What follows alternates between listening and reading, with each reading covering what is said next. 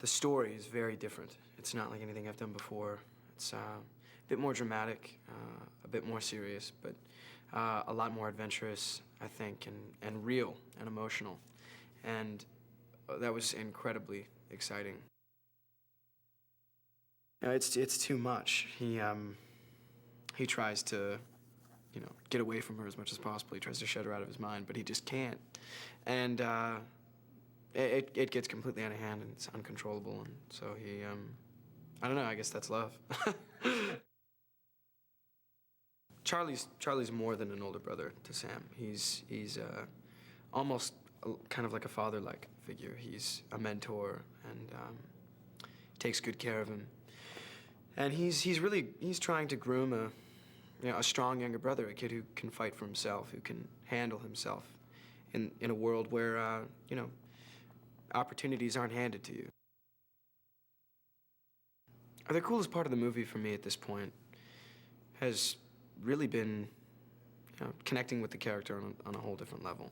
It's been fun kind of stepping into Charlie's shoes and playing a guy who's down and out and kind of, you know, down on his luck and doesn't really have much to live for. He's kind of just numb.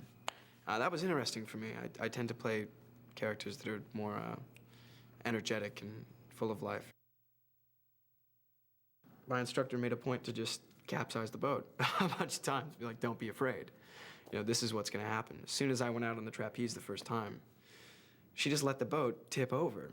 And, you know, I got dragged through the water and the boat flipped over. I had to flip it back over. And I was terrified. But I got that out of my system way before we started filming, so.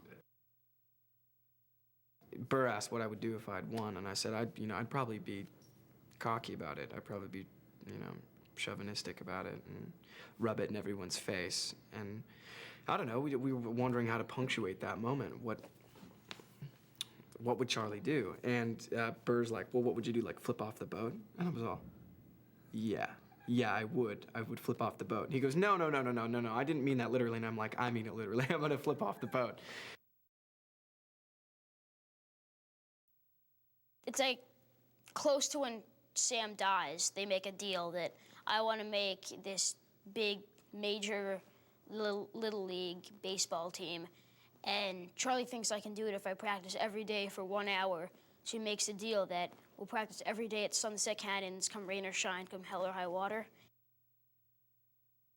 He told me kind of not to act like a ghost, just kind of be normal Sam. Like, I don't know, like, just kind of be, like, Charlie wants to believe that I'm sort of still alive and, like, have, like, a normal brother relationship without acknowledging that I'm dead.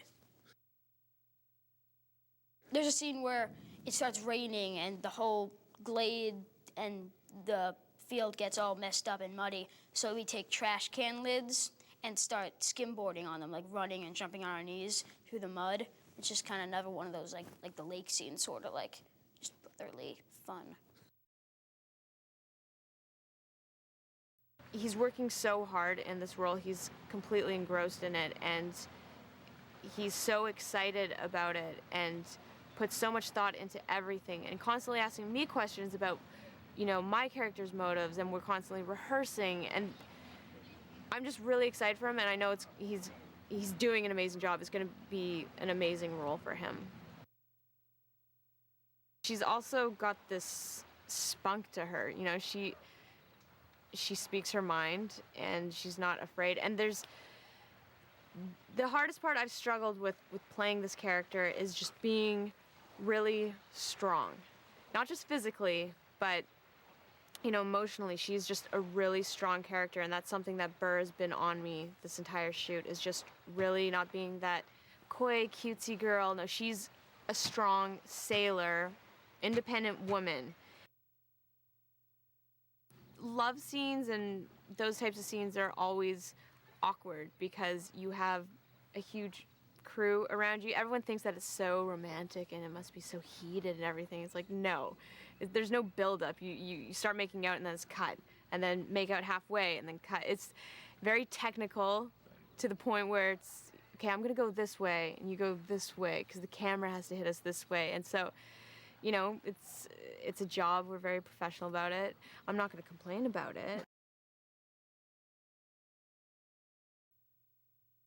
He's been great. He's been great. I mean, I obviously saw the High School Musical things with my daughter. I haven't seen the other movie, but he's really serious about it, and I think he's doing a really nice job. I'm sure it's.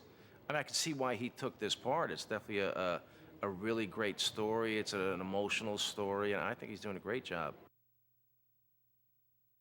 He's great. He's really, really open. There's a method to his madness. I could see why Zac is working with him the second time, because they did 17 again. But he's just a really good director. He's an actor's director. I know that, well, there's not many of them anymore, but the few that are around, it's good. You know, he's definitely about the story. He's definitely about getting the best performance, if you will. And he's got a real steady, easy hand. He's not overbearing. And he's just open to things that you, and I trust him. So. I mean, there are a lot of technically great, skilled actors, but a leading man, the person you put at the center, has to have that. They're the sun that everything revolves around. You have to have that, and I don't think that's something you learn.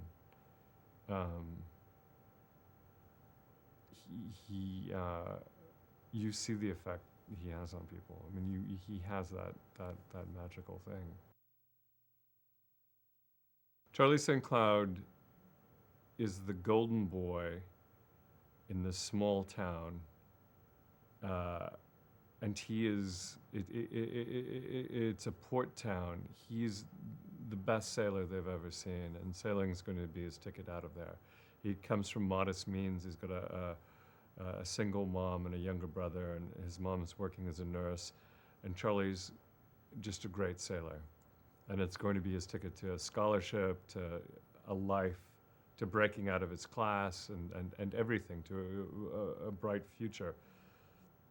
His senior year, graduation night, he goes out in a car, and he takes his younger brother with him. He has a car accident, and his younger brother's killed, and Charlie's life just stops. There are themes in it that were interesting to me about holding on to people that have gone, that have passed on, and how you get over that loss without feeling disloyal. You don't want to forget them. They're part of you. You carried them with you, but you still have to live. You have to get on with your life.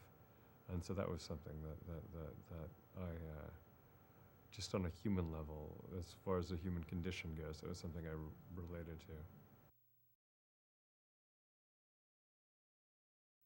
As fate oftentimes intercedes unexpectedly, he's involved in a car accident in which his younger brother is killed. And his guilt over his own sense of responsibility, plus his very deep sense of loss with his younger brother, whom he loved so much, shatters his world. What makes the movie so moving, I think, and so relatable is a number of things. Number one, we've all had to deal in our lives with loss, and we all deal with loss in very different ways.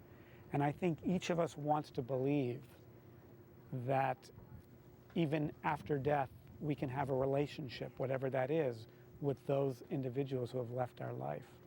And I think for most of us, it's a deep wish fulfillment. Whether that relationship actually transpires literally because you see the person or talk to the person, or whether that exists within your mind doesn't matter. We've all yearned for or had that experience.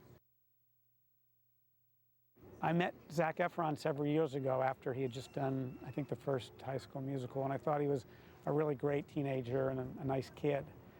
And then about a year ago, I met him again, and I was immediately struck by the level of maturity that had developed. And before me was this very charismatic, very good-looking young man. very serious about his acting and his craft, free of any pretensions, and kind of inspiring. See a young kid, a young man, without any affectation, with a real burning desire to work hard and to take risks as an actor. And as we talked, and he related some of his family history and told me about his younger brother who he felt so close to, and I thought, well, this is possibly a great story. So he took a look at the script and instantly fell in love with it.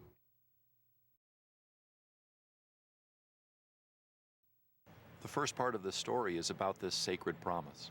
What happens after an accident when two brothers make a promise to each other never to leave each other, and then the paramedics can save one but not the other? What happens in that relationship? And what if one of them could keep the promise to the other and vice versa? And that's the first part of this story, that bond between the brothers that can't be broken. And then along comes Tess. When I read it for the first time recently, I was struck by how they had solved so many problems.